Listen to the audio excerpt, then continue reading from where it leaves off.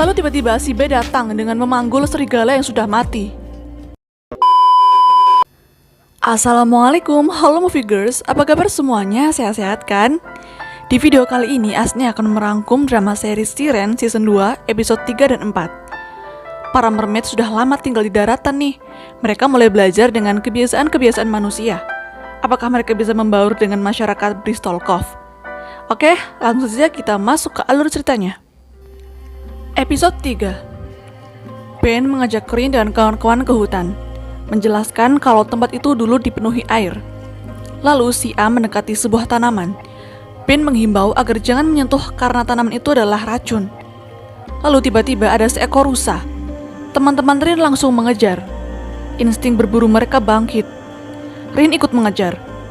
Sampai melewati jalan raya, hampir saja sebuah mobil menabrak mereka. Daratan memang tidak aman bagi para mermaid. Apalagi sekarang Rin mulai muncul ruam. Itu artinya ia tidak boleh terlihat lemah di depan si B. Kalau tidak, si B akan mengajak bertarung untuk menjadi pemimpin.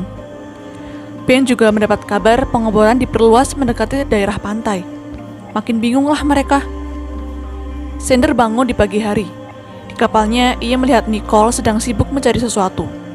Nicole berkata sedang mencari kuncinya.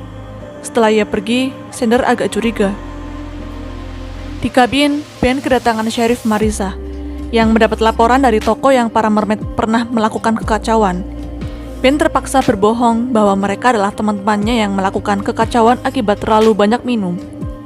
Marissa semakin curiga ketika melihat Rin. Medi ada ide untuk menggunakan gudang lotion hidrasi singa laut yang ada di tempat kerjanya. Di sana ada tangki besar yang bisa diisi air laut untuk tempat para mermaid. Semoga tempat itu aman bagi mereka. Rin memerintah teman-temannya untuk sementara tinggal di situ. Namun si B kembali menentang. Ia meminta untuk tinggal di hutan saja. Dan ia tidak suka karena Rin sekarang mengikuti perintah manusia. Rin tersinggung dan marah. Saat itu Helen datang. Ia berniat mencarikan tempat yang lebih layak. Namun dana yang harusnya ia terima masih ditahan oleh ibunya Ben. Elaine akhirnya memberitahu pada Ben kenapa ia masih menahan uang untuk Helen. Ia telah melakukan tes DNA secara daring dari gelas kopi milik Helen, dan hasil tes menunjukkan sebagian DNA milik Helen terdapat keterangan tidak diketahui. Walaupun terbukti Helen memang keturunan Pownell, tapi ada satu fakta lagi. Ditemukan nama Rick Marsden yang merupakan kerabat langsung Helen. Itu semua menjawab keraguan Elaine, bahwa Helen berbohong tentang pengakuan ia sebagai keturunan terakhir keluarganya. Bisa jadi ia dan orang bernama Rick itu bersekongkol untuk memeras uang keluarga Pownell. Tapi Ben tetap bersikeras agar ibunya memberikan uang itu. Ia memberitahu ibunya bahwa Helen mengalami penyakit autoimun yang cukup serius. Helen harus berobat. Ibunya itu langsung terkejut dan sedih mendengarnya. Ben kemudian mencari alamat rumah pria bernama Rick Marsden, lalu menunjukkan fotonya pada Helen. Helen cukup senang dengan kabar itu. Itu berarti ia masih ada kerabat dekat. Marissa mendatangi Del, meminta keterangan kepadanya apakah ada sesuatu yang Del rahasiakan. Namun Del tak mau bercerita apapun karena merasa ia sudah bukan polisi lagi. Marissa juga memberikan surat dari pemerintah untuk Del mengenai undangan evaluasi kejiwaan. Rin semakin lemah, namun tangki air belum penuh. Rin memaksa jika tangki belum juga penuh, ia terpaksa harus lari ke laut walaupun itu berbahaya. Ben akhirnya menemukan mesin yang berkekuatan 110 tenaga kuda, cukup untuk mengisi tangki penuh kurang dari 1 jam. Ben dibantu yang lainnya mulai merakit mesin itu. Tiba-tiba, Medi ditelepon ibunya.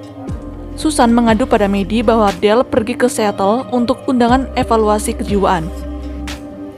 Ia khawatir jika memang ada sesuatu yang Del dan Medi rahasiakan, Susan ingin ikut membantu. Namun Medi mengingatkan ibunya agar tidak perlu ikut campur. Susan kembali sedih. Del akhirnya datang ke gudang. Cukup kaget melihat banyak mermaid. Del memberitahu Medi bahwa ia akan tetap pergi ke Seattle, tapi ia mengingatkan agar Medi berhati-hati menjaga para mermaid. Mesin pompa itu akhirnya berhasil bekerja. Ben berniat mencari Rin.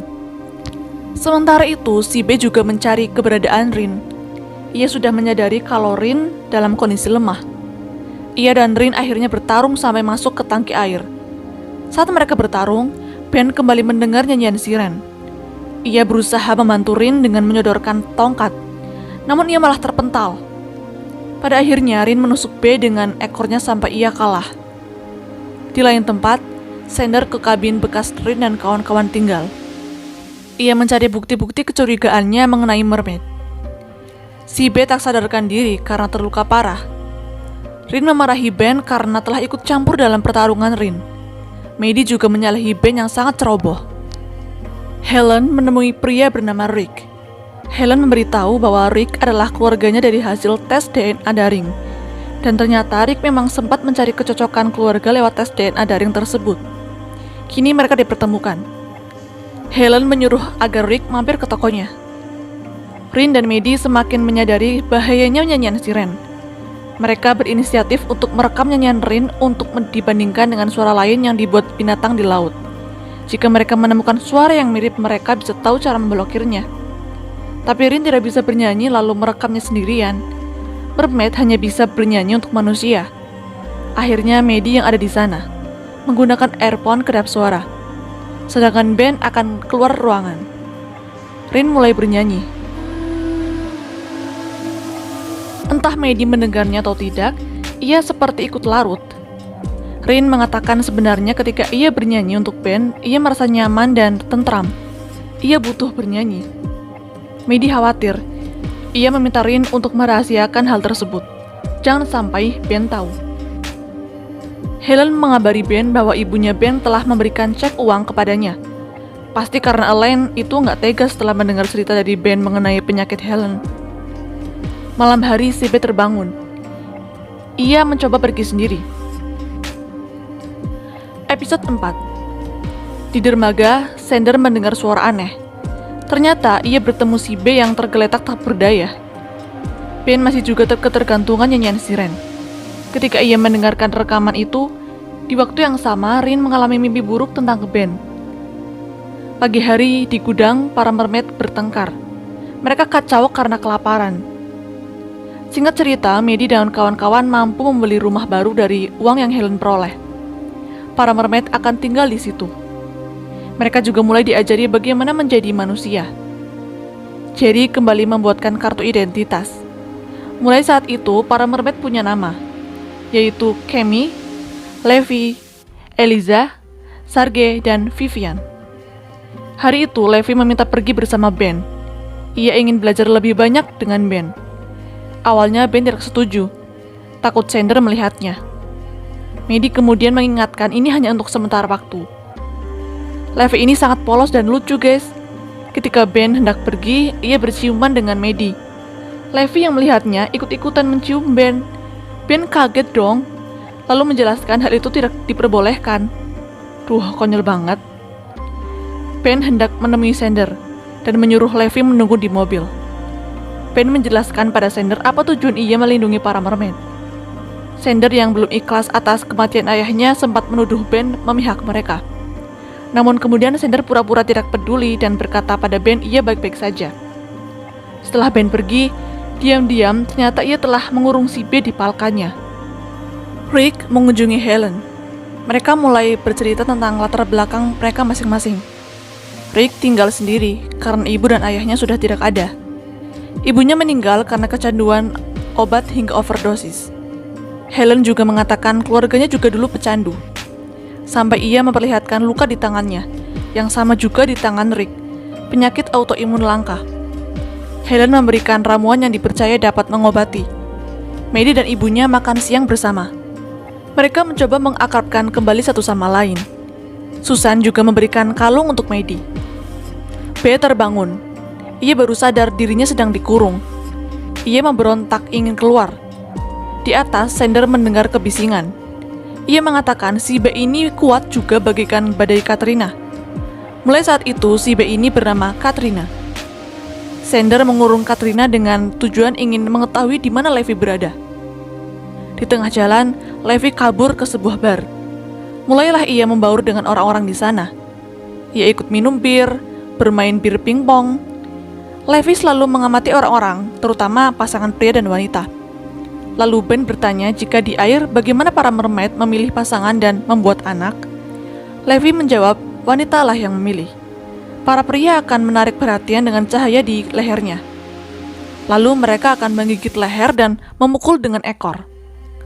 Levi juga berkata ia sudah banyak melakukan hal itu dengan wanita. Maddie, Rin, dan Cammy datang. Rin mengingatkan Levi agar patuh pada Ben jika ingin belajar lebih jauh tentang manusia. Lalu datang Nicole. Mereka pun berkenalan.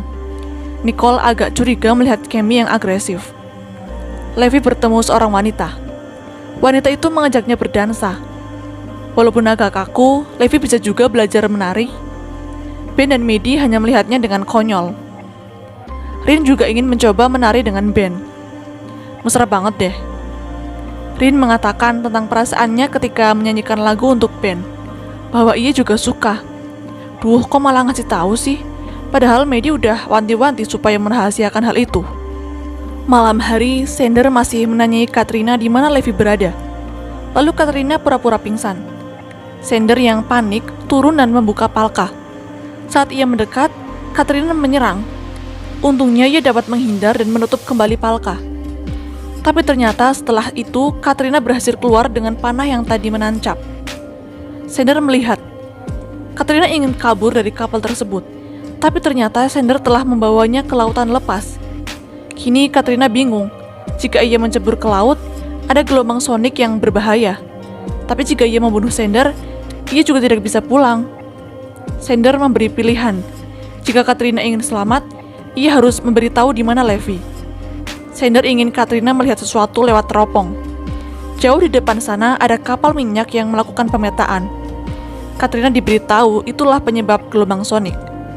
Sander menawari jika Katrina bisa membantunya, maka Sander juga akan membantu balik. Rick kembali ke rumah Helen, mengatakan kalau obat yang Helen berikan sangat ampuh. Kemudian ia mulai belajar pada Helen seperti apa mereka sebenarnya. Gen mereka beda dari manusia biasa. Lebih mirip seperti hibrida. Tiba-tiba datang Eliza. Eliza langsung mendekati Rick. Rick maupun Eliza seperti merasakan sesuatu, seperti ada hubungan yang bisa dibaca. Malam makin larut. Ketika Maddie pulang, ia yang sengaja membawakan camilan untuk ibunya malah terkaget dengan tingkah Susan. Ibunya itu sedang teler. Maddie kaget dan langsung pergi. Ia menemui Ben dan Rin.